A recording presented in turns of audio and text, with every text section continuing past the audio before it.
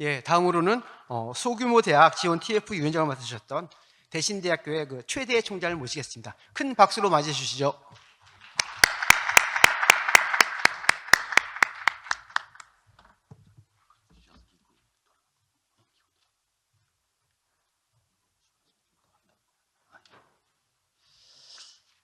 반갑습니다.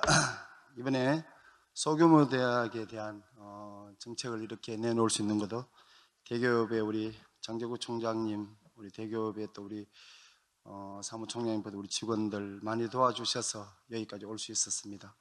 그 전에 우리 대기업에서도 많은 틀을 놔주셨는데 또 이렇게 할 수 있는 시간을 주셔서 고맙습니다. 사실은 뭐 소규모 대학의 TF팀의 개요도 그 옆 책에 있기 때문에 대충 한 번씩 제가 훑어보도록 하겠습니다. 운영 목적 및 목표 구성, 위원 명단, 추진 경과 일정, 소규모 대학의 발전을 위한 고등교육 정책 개선 방안, 그리고 주요 건의사항, 이런 순서대로 진행하도록 하겠습니다. 소규모 대학의 TF 개요, 소규모 대학의 TF 추진 결과에 대해서요.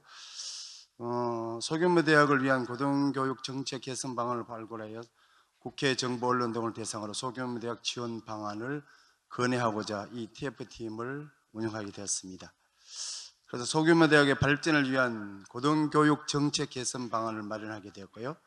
그 다음에 전문가 토론회, 정책 포럼 등을 통한 공론화 및 결과 확산을 위한 거였고, 이사회 총회에 보고해서 국회나 교육부 등의 관련 정책을 제안하기 위해서 소규모 대학 지원 TF팀이 운영되었습니다.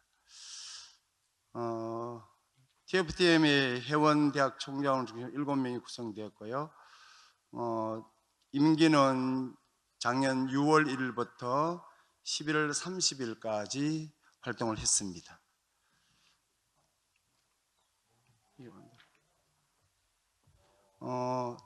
TF팀 위원은 7분이고요. 실무위원은 그 대학의 기획처장님들 중심에 되어 가지고 소규모 대학에 대한 여러 가지 일들을 집필을 했습니다.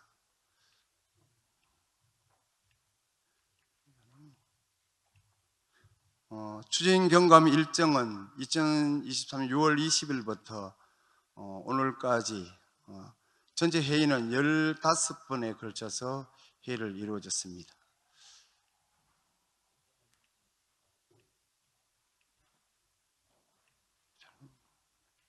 소규모 대학 발전을 위한 고등교육 정책 개선 방안 주의 건의사항입니다. 자, 대기업에서 평가할 때는 1000명 미만 대학, 1000명에서 그리고 5000명까지, 5000명 이상 이래서 비용을 우리가 대기업에 납부하고 했는데, 이번에 소규모 대학 개념은 4000명 이하는 소규모 대학이고 4000명에서 8000명 중규모고 8000명 이상 초과되는 대학이 대규모 대학입니다. 대학 수를 보면 소규모 대학은 83개국이고 중규모 대학은 52개국이고 대규모 대학은 82개국 이렇게 분류가 되어졌습니다.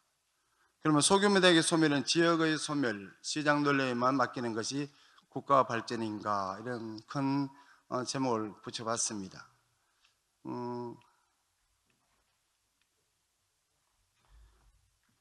제한 배경을 하게 된 것은 인구 급감입니다. 우리가 다 아는 것처럼 신입생 비율 하락이고 특히 소규모 대학에 심각한 위기가 초래되고 있습니다. 소규모 대학은 수도권이든 지방이든 마찬가지로 소규모 대학은 여러 가지로 분류한 것이 참 많습니다. 중대형 대학에 비해서 학생 모집이라든가 제한된 범위 내에서 중대형 대학과 치열한 경쟁을 해야 되고요. 그리고 소규모 대학과 중대형 규모 대학의 학생 1인당 지원비 격차로 인한 불평등이 심화되고 있습니다. 그 밑에 보면 2019년에 48만 원이어서 2021년에는 68만 원까지 소규모 대학과 중대규모 대학의 학생 지원 경비가 이렇게 차이가 나고 있습니다. 그리고 최근 10년간 폐교된 대학은 모두 다 소규모 대학입니다. 그리고 소규모 대학이 낙인으로 찍혀버리게 되면 다시는 일어날 수 없는 치명적인 결과를 맞게 되고요. 그래서 소규모 대학이 어떻게 해서 연구 및 논의 정책이 지금까지는 거의 전무한 상태였습니다. 지역과 연계되고 교육 및 연구 수행의 강점, 지역 경제 활성화에 이바지할 수도 있는데 소규모 대학이라는 그 낙인과 함께 도무지 지금까지는 소규모 대학이 어떤 역할을 할 수 없었던 것도 사실이고요. 지역과 함께 발전할 수 있는 고등교육 정책 개선 방안 모색하는 것이 소규모 대학의 이번에 건의사항입니다. 물론 소규모 대학 중에는 소규모지만 그 지역에 많이 정책을 위반하고 그 상생하는 대학도 물론 있기는 했지만 그는 소규모였습니다.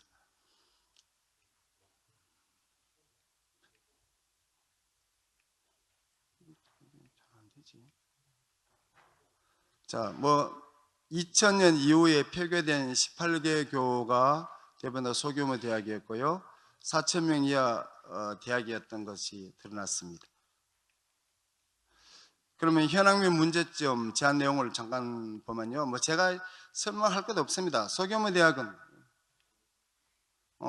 소규모 대학의 공평성을 부여해달라는 겁니다.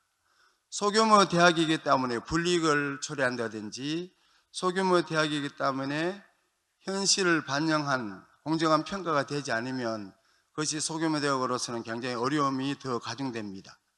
특별히 기관 인정 평가나 그리고 2025년부터 시작되는 대학 재정 지원 여부에 대한 기관 인정 평가 인정 제도 같은 거, 그러면 대학 평가 시 대학의 소규모, 중규모, 대규모별로 조정을 해야 될 필요를 안고 있습니다.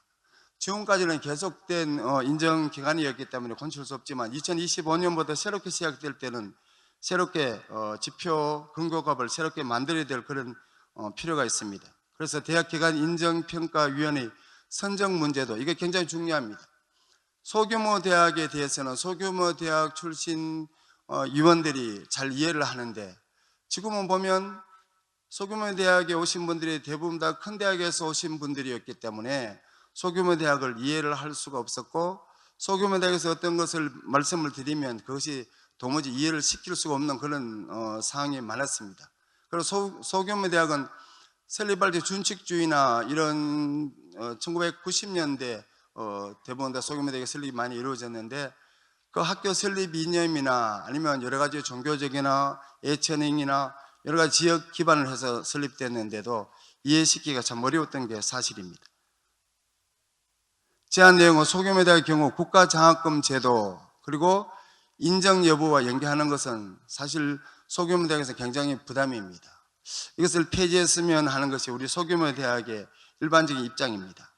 사주기 대학 평가 인정 재학생 충원율 기준 일부 점거 기준 값 혹은 권고 값은 규모에 따른 차별적인 요소를 배제할 수 있도록 보완해 주면 좋겠다는 소리가 지금까지는 규모에 대한 차별이 전혀 없었던 겁니다. 그래서 다음에 사주기 때만큼은 이제는 대학 사이즈별로 차별적으로 그 준거를 만들어야 될 것 같습니다. 대학기관 인정 및 재정지원 평가위원 선정 시 소규모 대학이 한 3%가 되면 평가위원도 그 정도의 숫자는 달해야 된다고 일반적으로 보고 있습니다. 그래서 소규모 대학을 대상으로 한 다양한 교육 관건 활동에 여러 가지 맨파워나 이런 것들이 부족하기 때문에 그에 대한 단계적인 대책도 필요하다고 봅니다. 현황 및 문제점은 규제개혁 정책 대규모 대학과 관계없이 소규모 대학에서 먼저 어떤 것을 시험을 해보고 난 후에 대규모 대학으로 옮겨가면 좋겠다는 것이 이번 저희들이 연구하면서 드러난 거고요. 고등교육 규제개혁으로 추진되는 중에서 중대규모 대학의 유연한 입학제도입니다. 정원의 학생 모집이라든가 원격교육 도입 등은 모두 다 소규모 대학에서는 불리한 이런 제도입니다. 그래서 제안 내용은 소규모 대학부터 규제개혁으로 순차적 시행을 하면 좋겠다는 거고요. 첨단학과 모집과 관련된 사실은 첨단학과를 소규모 대학에서는 설치하기 어렵습니다. 그래서 융통성을 가지고 소규모 대학에 맞는 그리고 정원의 여러 가지 정책을 좀 선택할 수 있도록 소규모 대학에 배려를 해주면 좋겠다는 겁니다. 그리고 소규모 대학 대상으로 다양한 교육 관련 활동에 대한 규제를 경감할 수 있도록 제도적 보완이 요청되고 있습니다. 대학 규모별 재정 지원 사업을 통한 공정한 고등교육 실현입니다. 이건 똑같습니다. 전체 4년제 대학의 예상 운영 손실 분석 결과를 보면 19개 대학이 있는데 소규모 대학이 14개 대학이 다 부실하다는 겁니다. 대규모 대학의 위주로 대학 재정 지원 사업이 따랐다면 소규모 대학은 그에 대해서 굉장히 열악한 상태이기 때문에 별도의 소규모 대학에 대한 지원 방안이 이루어져야 된다는 것을 말씀드리고 싶습니다. 대규모 대학에 대한 소규모 대학 재학생들이 심각한 재정 지원의 차이가 심각합니다. 대규모 대학의 학생들에게 주어지는 재정적인 혜택과 소규모 대학은 차이가 많이 있다는 걸 말씀드리고요. 그 다음에 소규모 대학의 교육 환경 개선과 발전을 지원할 수 있는 사업비를 배정하면 좋겠다는 겁니다. 소규모 대학이기 때문에 대규모 대학과 맞설 수도 없는 어떤 그런 거라든지 2025년부터 시행될 대학 재정 지원 여부를 결정짓는 대학 기관 평가 인정 제도에 대한 소규모 대학을 위한 개선 논의가 우선되어져야 되겠다. 오늘 사립대학 총장협의회에서도 그것이 나왔지만 특별히 소규모 대학에 대한 규모에 따른 평가에 좀 디테일하게 우리가 대교육이나 교육부에서 많은 신경을 써 주셔야 할 것 같습니다. 소규모 대학의 다름을 반영해서 대학의 설립 배경 그리고 재정, 지역의 학생 수 여러 가지 중대규모 대학과 차이를 고려한 지원 정책이 아쉽다는 겁니다. 쉽게 말하면 소규모 대학은 중축주의에 의해서 설립이 되어져 가지고 늘 학교 설립 이념에 맞춰서 성실하게 학교를 운영하고 있고 또 반듯하게 운영해 가고 있지만 중규모와 대규모 대학과의 그 차이는 이루 말할 수 없어서 지금 소규모 대학의 여러 가지 재정적인 지원이나 평가에 대한 걸 이번에 특별히 좀 고려를 해 주셨으면 합니다. 대학 규모를 고려한 소규모 대학의 재정 지원 정책 이거는 제가 하지 않겠습니다.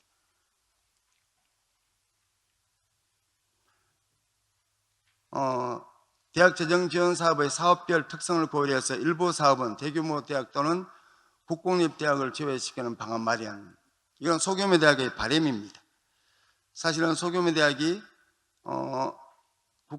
정부의 재정을 받을 수 없어서 똑같이 경쟁을 하면 소규모 대학은 도무지 제외되기 때문에 이런 부분은 먼저 소규모 대학에 조금 우선권을 줬으면 하는 그 바람이고요. 대학 특성을 반영하여 공정한 경쟁이 될 수 있도록 지역별 이걸 많이 했던 겁니다. 수도권과 비수도권, 대규모, 중규모, 소규모, 그 다음에 국립대와 사립대 여러 가지 이런 것도 우리가 한번 생각을 해볼 수 있다는 겁니다. 자, 소규모 대학의 역할 개선을 위한 범정부 투자 촉구, 이건 제가 했던 거니까 넘어가겠습니다. 소규모 대학은 집중화 수도 이것도 소규모 대학하는 거니까 제가 너무 많이 준비하다 보니까 이거 도무지 같은 거 중복돼서 넘기겠습니다. 지방자치단체가 소규모 대학을 지원할 수 있는 다양한 제도, 국가적 지원 정책을 마련해야 되겠다는 이거는 중장기 대책입니다. 이거는 법적인 것도 우리가 또 손질을 해야 되니까요.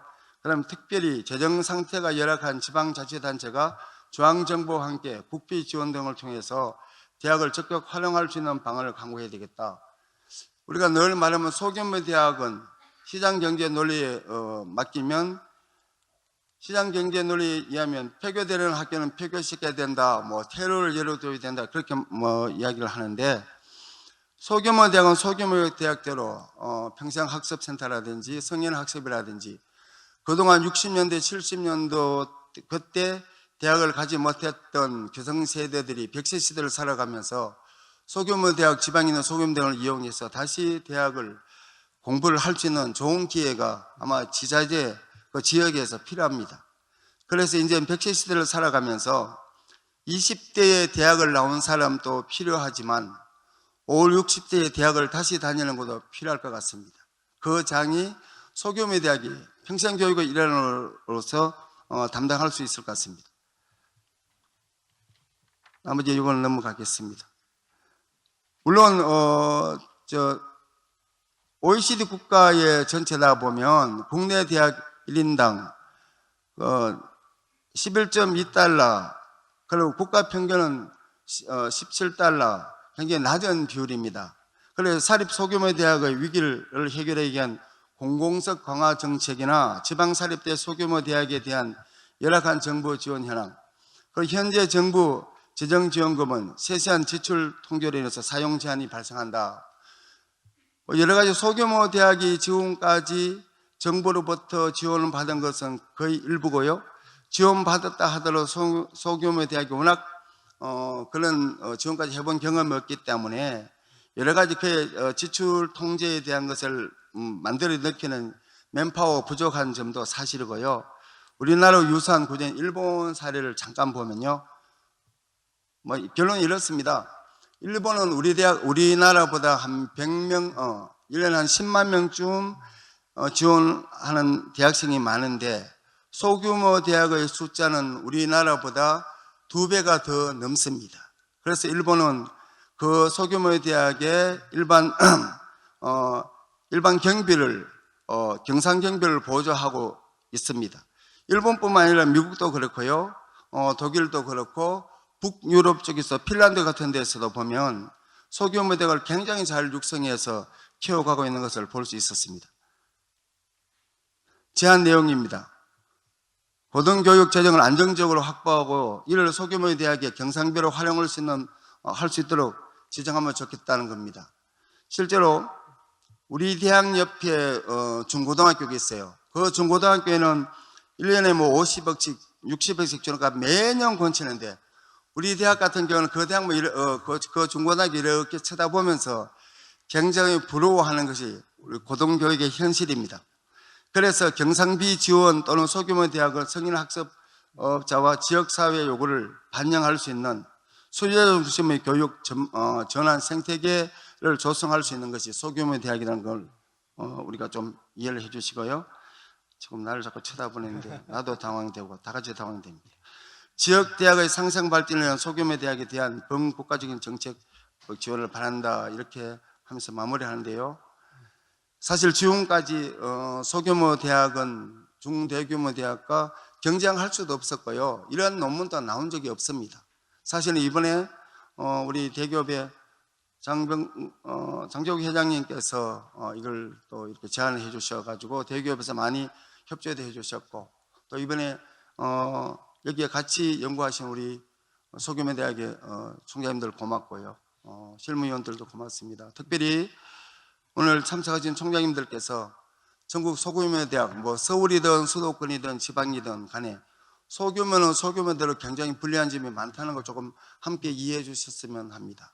그래서 소규모 대학이 지금까지 예를 들어서 평가할 때 소규모 대학 출신이 너무 없었다는 거, 그래서 소규모를 이해해 주는 사람들이 역으로 굉장히 많이 부족했다는 거, 그리고 정부에서 소규모 대학에 대한 새로운 폐로라든가 아니면 활로라든가 그냥 폐교라는 단어를 많이 썼고 한계대학이라는 단어를 써서 늘 대교협에 오든지 전국 총장협의회 왔다 가면 마음의 위안을 얻는 것이 아니고 늘 마음이 찌부둥하게 갔던 것이 사실입니다. 글로컬 대학 30개 대학도 필요하지만 지역에 남아서 아니면 서울에서 소외되고 힘든 그 사람들을 돌볼 수 있는 소규모 대학이 얼마든지 우리 정부에서나 우리 대기업에서나 다른 안이 나오면 우리가 함께 만들어가면 소규모 대학도 필요하고 대규모 대학도 필요하다는 것이 우리가 다 인식했던 겁니다. 제주도의 돌담이 바람에 잘 무너지지 않는 이유가 이렇습니다. 돌과 돌 사이에 틈이 있기 때문입니다. 내륙에 있는 세멘트로 잘 담장된 그 담은 틈이 없어서 무너지는 것처럼 소규모 대학이 때로는 좀 우리가 오늘 김대원 이사장님 특강하신 것처럼 AI처럼 그렇게 따라가지는 못해도 소규모가 반드시 함께 존재해야 된다는 사실들 총재님들 좀 이해를 해주시고 강의 들어주셔서 고맙습니다. 감사합니다. 네, 발표해 주신 그 최대 총장님께 다시 한번 감사의 말씀을 드리도록 하겠습니다.